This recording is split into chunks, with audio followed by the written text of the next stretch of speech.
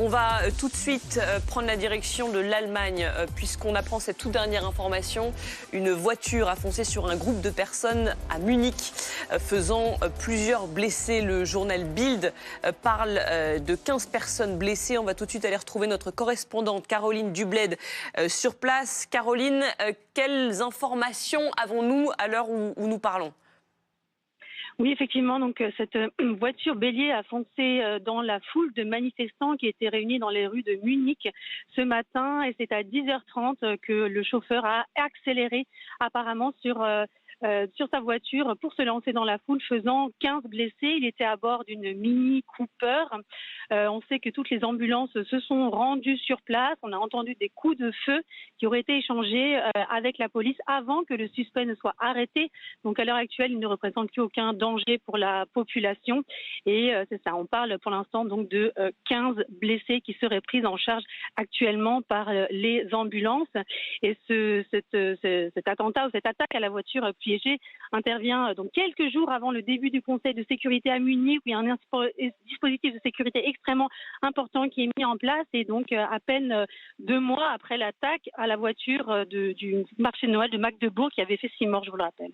On reste prudent, on ne sait pas s'il s'agit d'une attaque ou pas, puisque visiblement la police est en train d'étudier et de se renseigner pour savoir s'il a roulé délibérément sur ce groupe de personnes ou non. Ça peut encore être un accident, visiblement, donc on reste extrêmement prudent.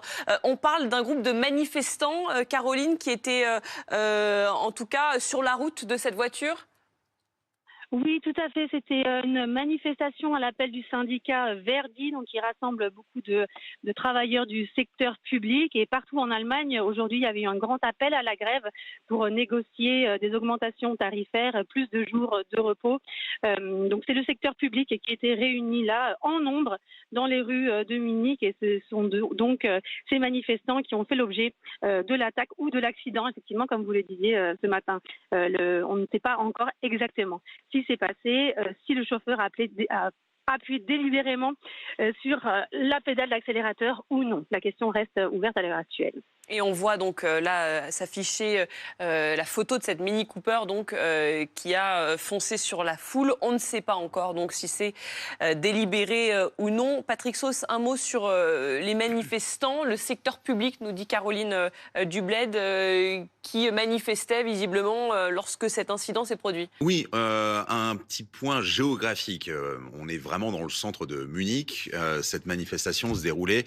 Elle était totalement déclarée, comme le disait notre correspondante. Il s'agissait vraiment d'un appel national des syndicats de fonctionnaires. Et donc, vous aviez ce grand rassemblement qui, semble-t-il, réunissait plusieurs centaines, voire milliers de personnes, juste au-dessus, au nord de la gare de Munich, la grande gare de Munich. Et je vous donne ce point géographique parce que à quelques centaines de mètres de là, vous avez l'hôtel Bayerischer Hof. C'est celui qui va accueillir dans, non pas quelques jours, mais bien quelques heures, les premiers rassemblements et les premières réunions de la conférence de sécurité de Munich, qui va notamment accueillir demain Volodymyr Zelensky, J.D. Vance, le vice-président américain, et un certain nombre de délégations qui vont consacrer toutes leurs réunions, toutes leurs prises de parole, les entretiens dans les salons, à la suite de la guerre et peut-être la fin de la guerre en Ukraine. Donc vous avez cette conjonction entre...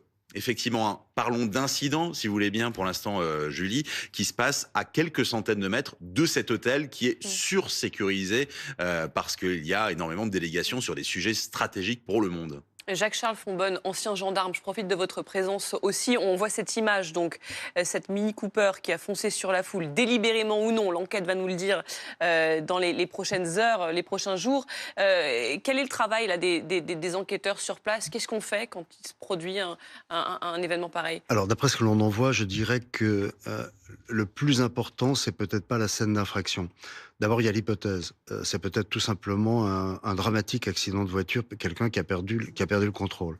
La deuxième hypothèse qui vient à l'esprit, c'est délibérément contre ce groupe de manifestants.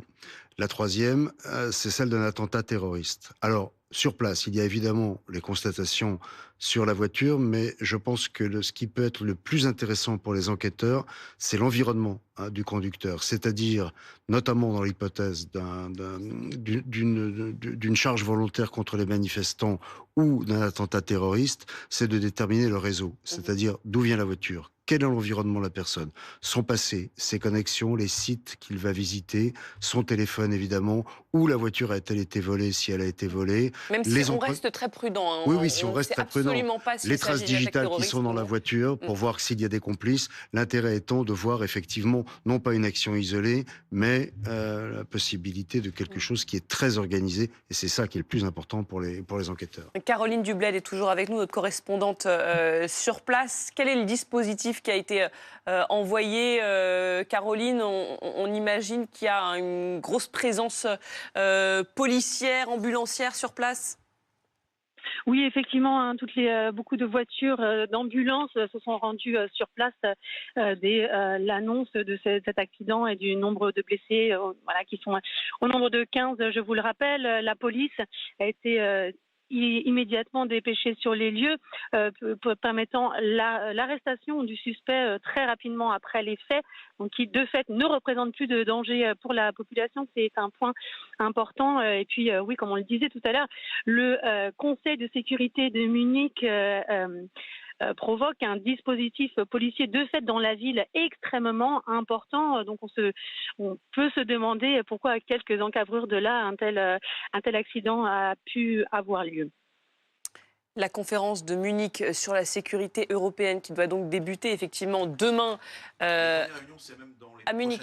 C'est dans les prochaines heures. Et alors c'est vrai que ça peut surprendre. Donc on imagine que le quartier est ultra sécurisé, qu'un événement pareil se déroule alors que ce sommet-là qui doit accueillir, vous le disiez, le vice-président américain Volodymyr Zelensky pour parler éventuellement d'une paix qui pourrait se dessiner là, on ne sait pas quand, mais en tout cas on commence à l'évoquer en Ukraine, et cette voiture qui fonce sur des personnes à quelques mètres de là. Oui, et surtout qu'on va sans doute y revenir, l'historique dramatique de ce type d'incident provoqué ou pas, ou en tout cas volontaire ou pas en Allemagne.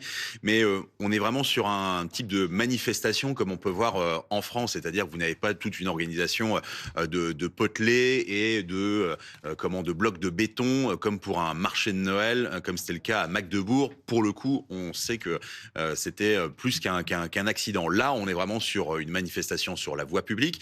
Je suis allé revoir un petit peu, je connais un peu le quartier de la gare de Munich, mais en allant revoir toutes les images, on est sur en fait de la 4 voies de la grande avenue avec une esplanade et de la verdure au milieu. Et donc vous avez cette manifestation qui vraiment était déclarée, grand syndicat de fonctionnaires, et on est à moins d'1 kilomètre non pas un centre de conférence, mais bien un hôtel, ce qui là aussi pose des questions de sécurité. On le sait, les premières délégations sont en train d'arriver, notamment certaines par le train. Et donc, oui, on viendra peut-être sur les hypothèses et notamment sur le pourquoi une manifestation a été autorisée là. Mais le fait est que, pour l'instant, première information, 15 blessés. Deuxième information, le conducteur a été appréhendé. Ça, ce sont vraiment les faits donnés par la police de Munich. Ensuite, les hypothèses vont pouvoir commencer à se développer. La police qui vient de lancer il y a quelques minutes un appel à témoins.